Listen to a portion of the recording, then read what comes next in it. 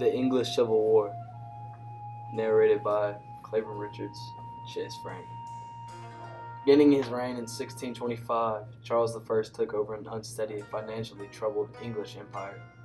Prior to Charles I's rule, King James I, father of Charles, had departed the royal treasury following years of extravagant spending.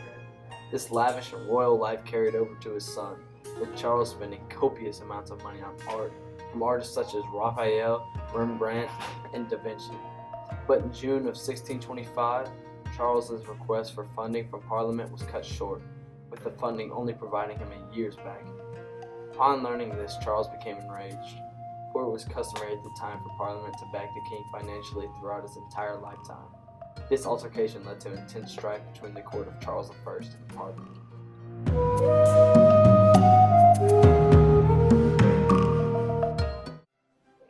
The English Civil War began with the war in Scotland. These wars began in the late 1630s. Charles I made many efforts to establish a greater English-like religious practice in Scotland, and these efforts generated fierce resistance from the Presbyterian community in Scotland. Soon after, a Scottish army rose up and defeated Charles's forces. After this victory, the Scottish army invaded England. The invasion of England forced Charles to recall Parliament in 1640 to help collect the money for his own army in order to settle the conflict. Parliament then quickly goes on to restrict the king's powers. In order to almost make a statement, Parliament goes on to order the trial and execution of Lord Strafford, one of his chief ministers.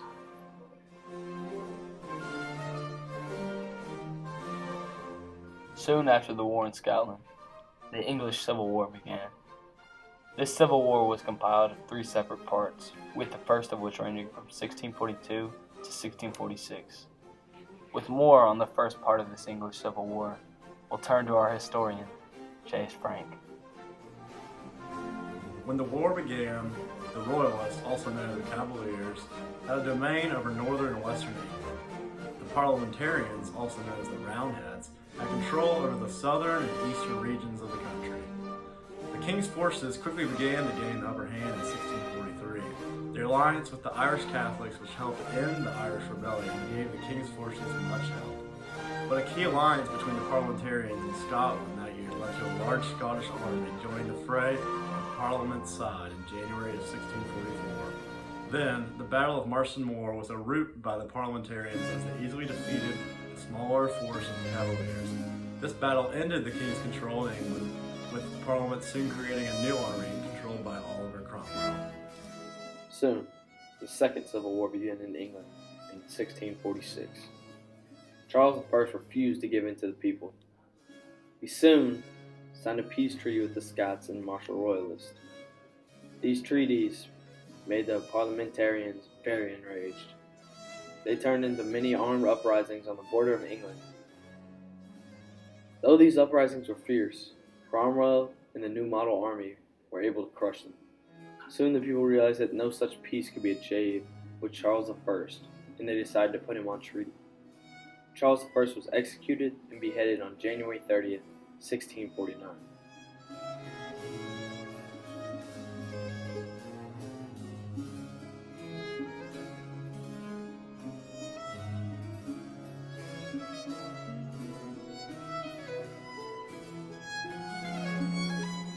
After Charles I was beheaded, the Third Civil War began.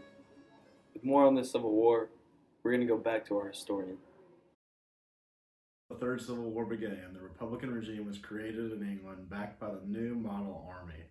Cromwell would go on to lead this new model army in reconquering Ireland. The reconquering was a huge massacre of Irish civilians and royalist soldiers. Then, Scotland was able to come to an agreement with Charles I's son, who would go on to become King of Scotland. Charles II established an army of Scottish royalists who were defeated in the Battle of Dunbar. Cromwell invaded one more time in England at Worcester and was defeated once again. This invasion of Worcester marked the end of the English Civil War. The English Civil War had a large impact on the world. In result, 200,000 English soldiers and civilians lost their lives during the Civil War. This number is very similar proportionally to the loss England suffered in World War I. They had to rebuild the kingdom. Oliver Cromwell was named the Lord Protector of the Commonwealth of all England, Scotland, and Ireland. After both his son and him died, they named Charles II the new king in 1660. This soon began the English Restoration, but that's a story for later.